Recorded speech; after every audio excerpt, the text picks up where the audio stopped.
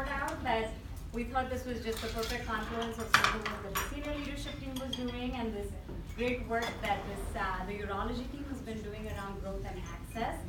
So just made for the best opportunity. Typically, we have teams doing a week-long event and a report out at the end of that event, and we come to those teams. So because of the conflict that we had with this session, we thought this was a great opportunity. So thank you for making it out here. We know this is atypical. And so we have the entire senior leadership team. This happens to be the lunch half hour, but I know you guys have eaten, so that's a good thing. And then of course we have other people joining the report out as well. So unlikely that we'll get through introductions for everyone, but we've structured this to really hear the great work that you guys have been doing and have Q&A at the end. So I'll turn it over to Prasad, who's really been leading the facilitation this week. Thank you, Richa. So what you're getting ready to hear is from the team about the work they did this week. And if I can have everybody's attention this way, we'll have each of the teams speak to the work they actually did. We won't go into the details, but give you a general idea of what they did at each step of the process.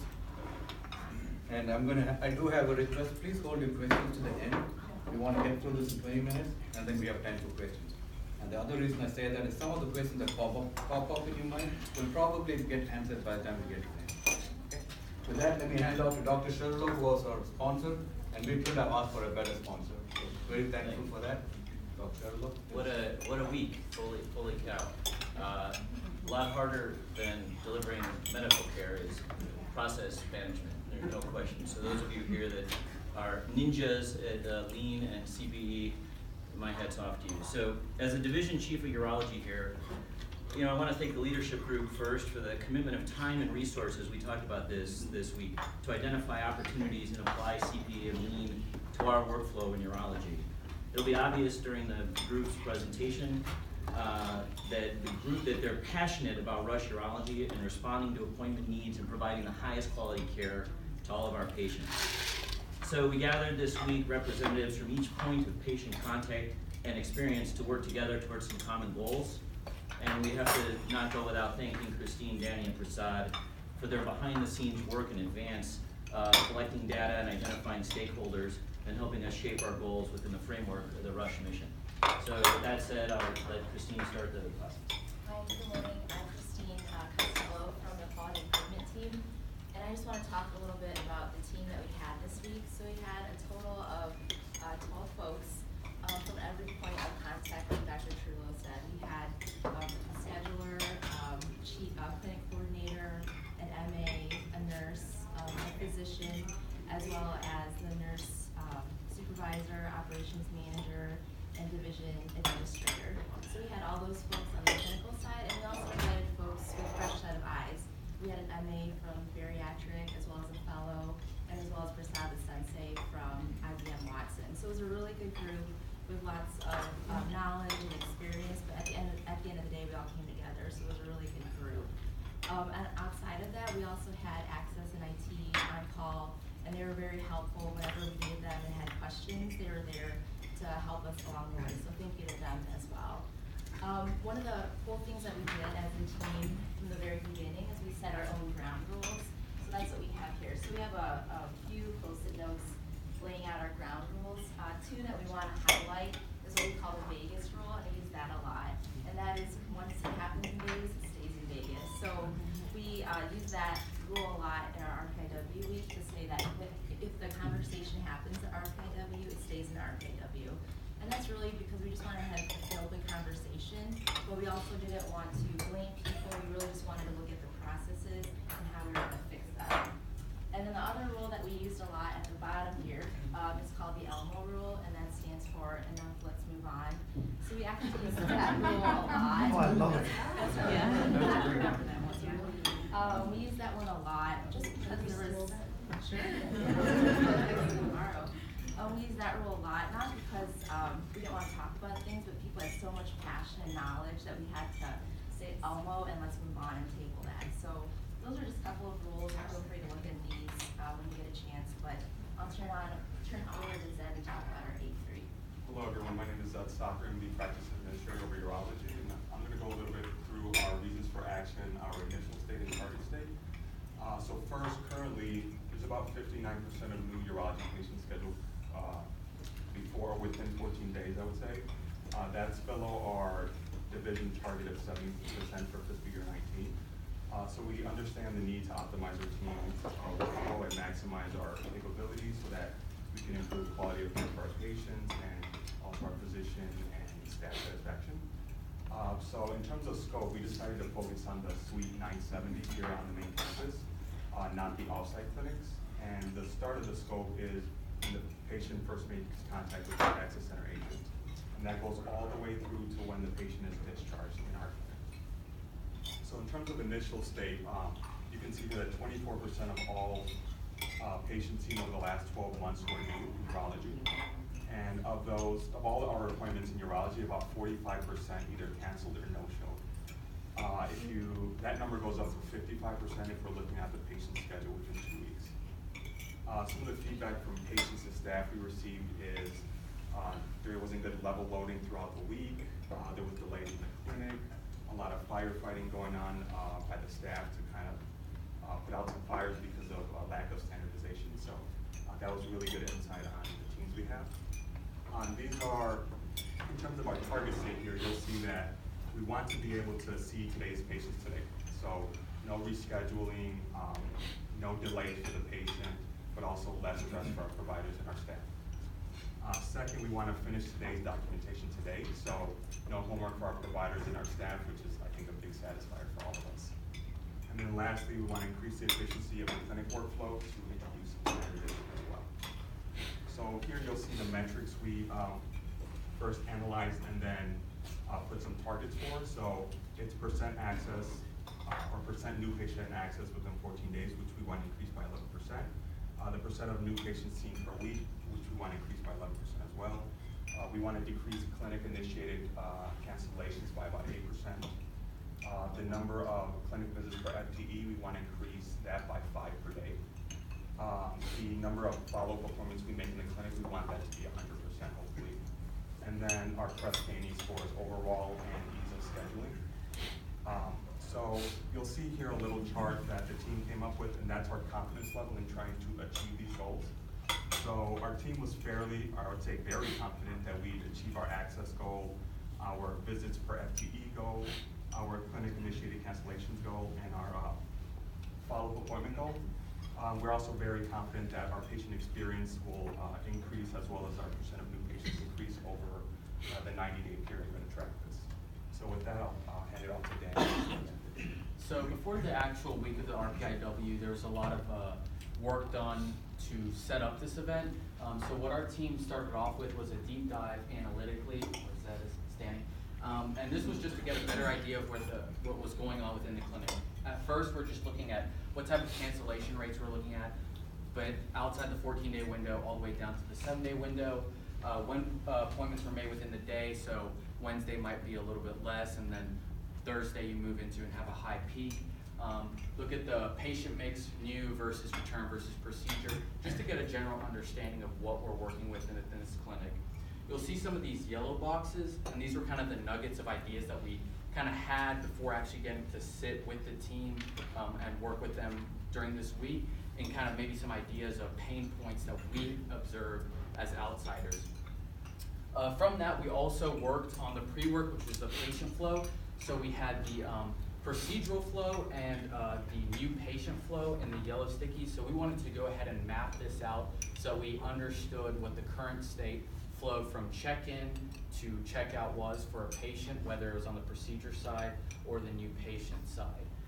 And then that kind of leads us into the day one within our RPIW work week, with the first day focusing on kind of the lean training. So this was an opportunity for Prasad, Christine to really introduce the team to a lot of lean terms and ideas that maybe we weren't all familiar with, so that they had an understanding of what we're talking about when we started talking about flow. It's not only a urology term. So from that, we also wanted to kind of create a new way for them to think about the process. So one of them was the idea of value, so understanding what that means from a patient's perspective, the concept of flow, so not just batching work, but doing one piece at one time, And then finally, learning kind of about the pull signals. So we wanted kind of to create a pull environment within urology for their work. And this also led us into one of the exercises that the team really liked, which kind of introduced them to the concept that if you try to standardize or optimize around one person, it actually creates more problems than kind of taking a macro perspective of the work that you're doing and solve it as a system problem and not like a person-specific problem. And so with that, I'm going to turn it over to Bernadette to take us through the end of day 1 and into day 2. Yes, my name is Bernadette Barsh. I'm the clinic manager in urology. Thank you for having us here today.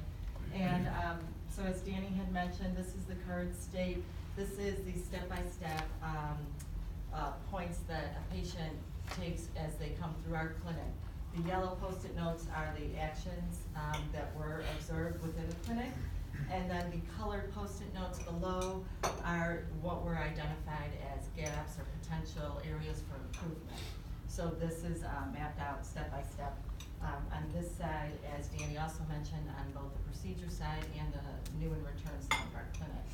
So then taking that a step further, we did what's called a spaghetti diagram, which was actually a very enlightening opportunity to go in. There's a key over here, it's color coordinated. We shadowed a patient, the MA, the nurse, and the provider. So every level in the patient care experience within the clinic. Again, you can see here the way our clinic is set up. We have two sides running simultaneously. We have patients who are in procedures, and then on the other side of the clinic, it's the new and return flow through the clinic. So so we shadowed each provider, patient, RN, and MA on both sides, and found how many steps we're taking. And again, we came back then as a group and we identified areas for potential improvement. In this case, more the physical improvements that can be taken to eliminate wasted steps by the staff, which will improve staff satisfaction and then ultimately optimize the patient care experience. So with that, then we came back and we worked on the gaps that were identified. So I'll turn it over to Victoria. So with that, we took some of the gaps from the new patient and procedural workflows and we consolidated them into gap analysis, which were then broke down in 2 categories, which each team was responsible for identifying 5 gaps within these categories, and then coming up with a how-to or solution, which Annette will actually explain how we did that. Hello, my name is Annette Lopez. These are the key gaps, the 5 key gaps that we chose. Well, one group chose. We had a wish list of what could be like something absurd or something that was like a fantastic idea. Then we made a how list of how is that going to be accomplished in the clinic. From there, we moved to the pick chart where we had effort and impact. So how would the efforts affect the office, and how would it impact the office? From there, we went to the standard work. We put it in the category as standard work, just do it, or experiment it. Okay, and it goes to Ben. Hi, I'm Ben. I'm a nurse in the urology clinic. So from there, we took each one of these kind of buckets and kind of broke them out. So for experiments, we identified 9 experiments that we could do throughout the week to kind of test if these things, if these how-tos were actually going to be effective and how effective they would be. We kind of wrote out what the experiment would be, figured out how the metrics that Zed went over would be impacted, what our expected outcome would be, and then once we ran it, we figured out what the actual outcome was. Did it match up or did it not? If there needed to be a round 2, which most of the time there did, we figured out what the round 2 would look like and ran round 2 and then looked at the results a second time. We got 4 of these experiments completed and decided to implement them. 2 of them ended up kind of going beyond the time frame of the week in order to, that sometimes had to do with lack of supplies, needing to change certain things of the clinic to make that happen. And then one of them turned into a longer term project. So just to kind of go through one of the big ones that we did, we decided to organize and 5S the main supply closet. So this is what it looked like beforehand. That's just beautiful jumble there. And this is what it looked like afterwards. Significant improvement.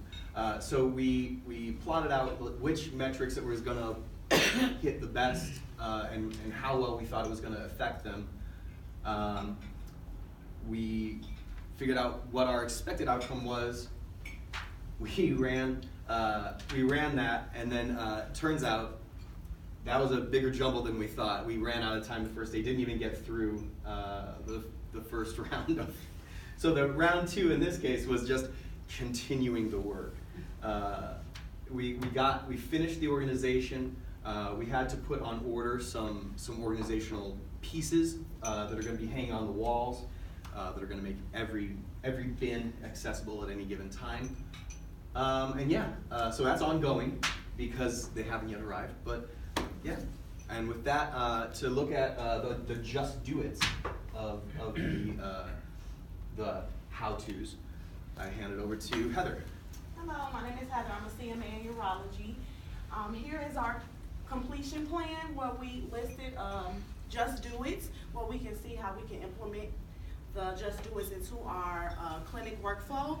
And from here to here, we have implemented them already. They're done. And then from here to here, we should have them done by the end of the month. So. Yeah. And then to kind of this last little bit here, every day we kind of at the end of the day went over some insights, some reflections of the day. How did that feel? And we kind of, when we looked at it over the course of the week, we kind of realized, man, this is a roller coaster. So Monday, we get excited about what it could be, about looking at where we want to go, end on a high note. Tuesday, we really hit the grind. We call it Tequila Tuesday because by the end of it, Wednesday. So that was a nice woo. And then Wednesday, kind of start figuring out some of these how-tos, and again start to dream and be like, this could work. All right, and figure out what we're going to do. And then Thursday, kind of cap it off with getting topping off a lot of these experiments and getting some of these just do it's accomplished. Creating a roadmap for the rest of it, and then Friday just kind of tying it all in a nice little bow with you guys. So, click, click, click, click. So now we'll open up for questions. So any questions?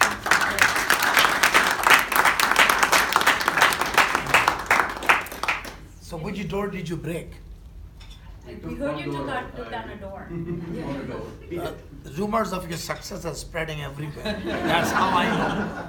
Could you talk maybe, I was floored when I came in for your Wednesday report out. I was really just floored with the richness of what's in there, right? So each one of these, you guys sped through it in 20 minutes, but the richness of the understanding of the barriers, the understanding of the drivers, the solutions, and then the patience to test them and tweak them all in 1 week is just unbelievable. It really is incredible. So I think we would all benefit from hearing about maybe 1 or 2 of those, and I don't know. Yeah. So maybe for me, while I'm walking over here, there might have been 3 big lessons as part of this process. And the first is that I had no knowledge about CB or lean really before we started, and with a accomplished and senior sensei, this is a very powerful tool. So I learned a lot about what this can do with the right people, which is the second lesson. So we have amazing people up here that don't even encompass the entire spectrum of the urologic interface for the organization, but each one of these people was passionate about driving the best experience and the highest quality care for the patient, and that's not hyperbole. That was real. We did a lot of Elmo moments to get everybody back on track. And then maybe to do a little deep dive and then talk about a couple of these things. One of the things I learned as part of the lean process, and I was not knowledgeable about this, is I'm a decision maker, Yes, right? I'm a surgeon. I'm like, oh, well, just fix that. Just do that thing, make that thing change. And if you try to do that in a vacuum, if you see how complex this is, it just messes up all the other dominoes. The whole house of cards comes down if you try to fix the Jenga tower, won't work if you try to put pieces back in. So the power of this process allowed us, we just didn't come to a whole bunch of experiments.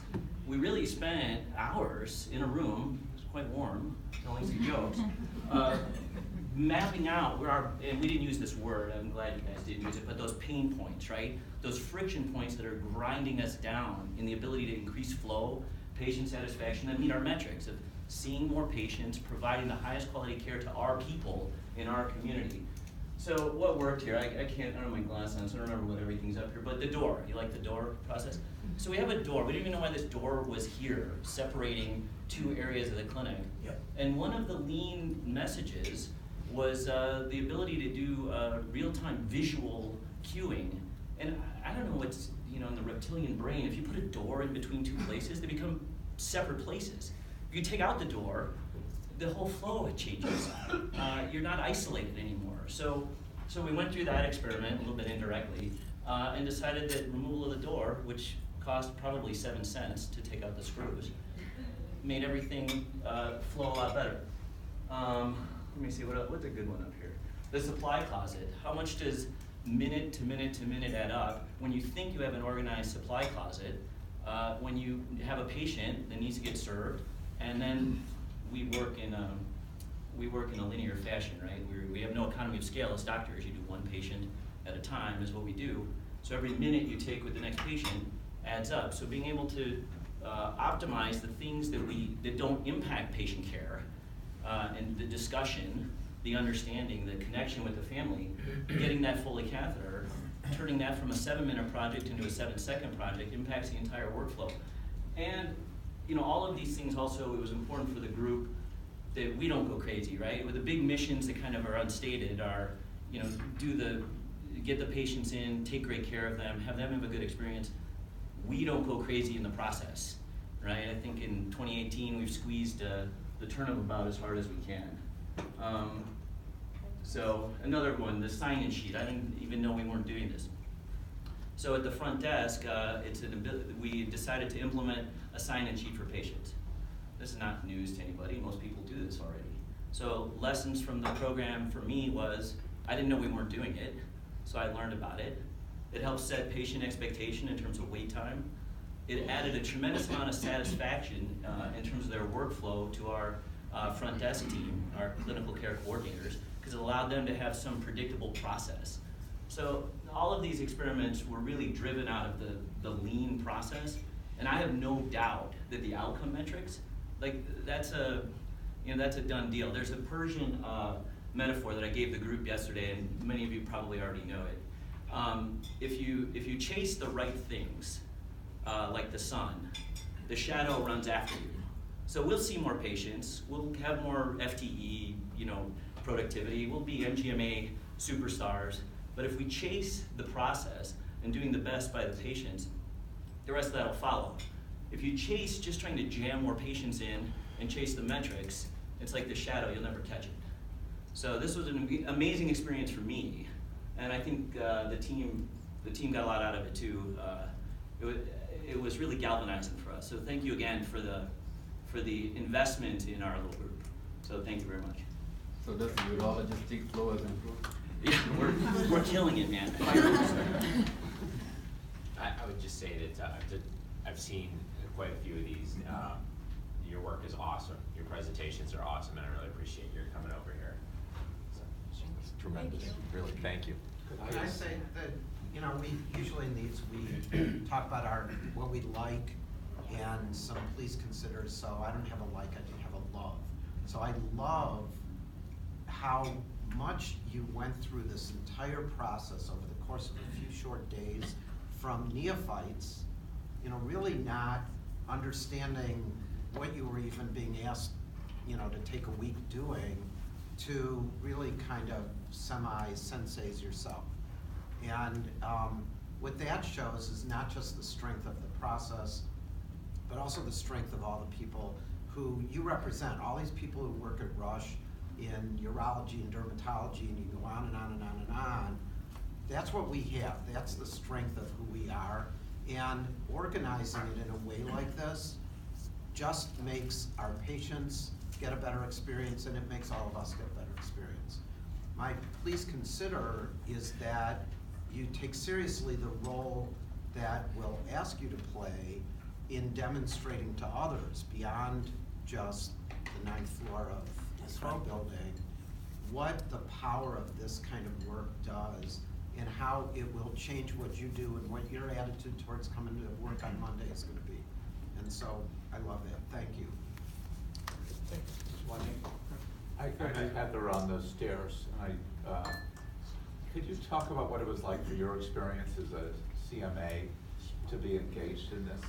Sure. Where I want to start is the spaghetti chart here.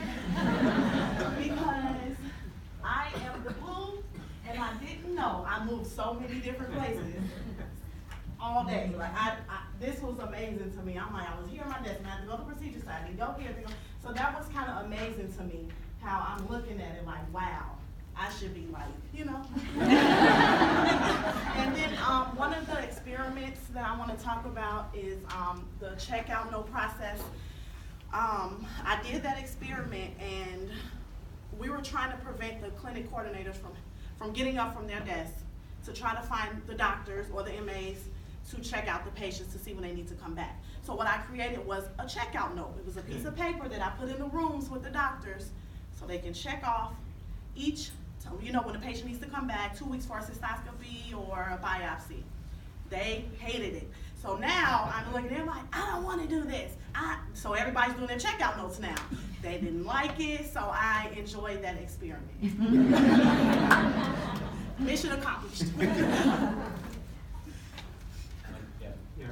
So first I'd say just blown away from how much you could get done in such a quick period of time, and which relates to a question I have, and this may not be a fair question, but if you were to take, you know, the way that you would normally run the business, normally run the clinic, and said, well, we see these metrics, we just want to improve on them. How much more time do you think it would have taken for you to identify some of these things? Okay, I mean, I would love to feel that, because I've drunk the Kool-Aid, I'm gonna take the class, I want in on this process. We didn't even talk about it here, because it's not the forum, but I'm gonna say it. We're 4 FTEs down in the Division of Urology, and we are making inroads, not just this week, but, you know, going forward into this, into those metrics. We would have blown up if we tried to just add more slots, just push people harder. People aren't, you know, what's the default lowest common denominator, nothing burger is, you know, everyone just needs to work harder, quit complaining.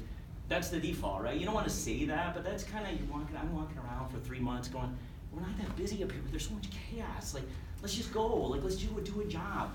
But without a framework to do that, it's impossible.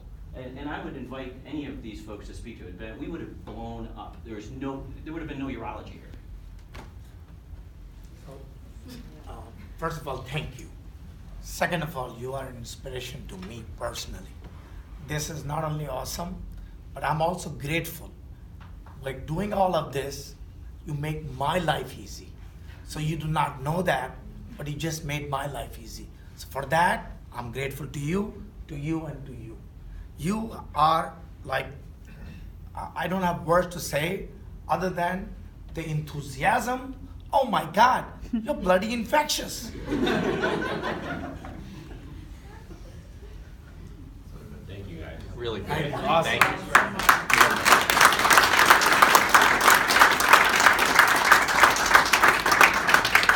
Rachel, do you have any closing comments? You know, I will just ask, so typically when we do these report outs, this is also the time to ask the MGT, this is MGT Super Acts here, in terms of what asks you have. So what do you need to continue to support, to execute on this and to keep moving forward? So my ask is, you know, we're early in this process, hold us accountable to continued success and the metrics we put forward, and trust this team, maybe trust me, if I do come with an ask when it's appropriate, that our goals that we're passionate about are well aligned and congruent with the mission of the organization. You know, we want to provide the highest quality care, highest value. We talk about value a lot, so we don't want to just add FTEs. We're doing this on a shoestring, but we have big goals in our division for future department status, optics in the region, growth of market share. I mean, this is the 30,000 foot stuff that matters at the C-suite level. On the floor level, I'll come to you at some point with an ask, Larry, Mike. You know, I'll be begging, and know that we've thought it through when that happens. That's the ask. One very quick comment. I'm so glad Ed came on board. Thank you, sir. And I know it took a bit of time to work it in. And I think anybody who's been here 3 years know where we started. Yeah. And this is like a striking change, and I think it's the beginning of a journey where I think we will do extremely well. Ed, by the way, is extremely competitive. We got that. No, man, you're awesome. And your involvement in this team is process is critical. Oh, I like to win. Thank you. Right? You have to understand the rules to win. Yeah. This is part of the rule process. It's a good move from Cleveland. Yeah, no doubt. I would, to your point, I'd be interested in you said MGT, really the management group of the department, to sort of just to others, maybe you can reflect on what you heard and the support that you're gonna be providing to the group as well. Yeah, I first of all want to congratulate everyone because this is a powerful team to present to, and I think everyone did an excellent job here. Urology, you know, we undertook urology as one of our divisions about a year ago, and they were pretty much at the most bare state they could be, and we've been trying to kind of hold our hand through this entire past year as we look for our wonderful Dr. Trullo. So thank you for the team that has been here and for the new people that have come on board. You know, thank you for all your help. You know, some of these fixes, have you heard, sound easy, but they weren't easy. You know, I think Heather's gone through the process of bringing up an idea that got thrown away. We have, you know, support where we called in people and they weren't coming at the time we needed. So this process really allowed everybody to come together and make the decisions as a group. So because of that, I think they'll probably stick a little bit longer than if we did it piece by piece, as you mentioned, along the way across, like, because we've been doing small fixes. We've been working on access, we've been working on patient satisfaction, we're working on procedures, we're getting more capital involved. We're trying to do small fixes, but it wasn't gonna actually work out until we brought everybody together in this one period. It's exciting now. I think, you know, urology is gonna have a brand new beginning and hopefully leaving this room with a different outlook. And so we're really thankful for Richard bringing up the process to us and allowing urology to take part. Thank you. One of the things that I'd just like to say is, you know, we've been talking for the last 1.5 or 2 years now about flipping the pyramid, and we just saw it in action with you guys. I mean, this is what we're talking about creating 10,000 problem solvers to systematically think through and learn from you about what will move the dial. So congratulations and thank you for showing us that. I do want to say we received tremendous support from IS, Epic, MCE, supply chain throughout this entire process, and I think that's what we Unbelievable. It was going so well. She makes slip-ins on things. I know. Thank God. I'm still looking for the proverb in Persian, so I was trying to figure that out. I'm sure you'll send it to us. No, phenomenal work. Congratulations. Thank you. Oh, man, awesome.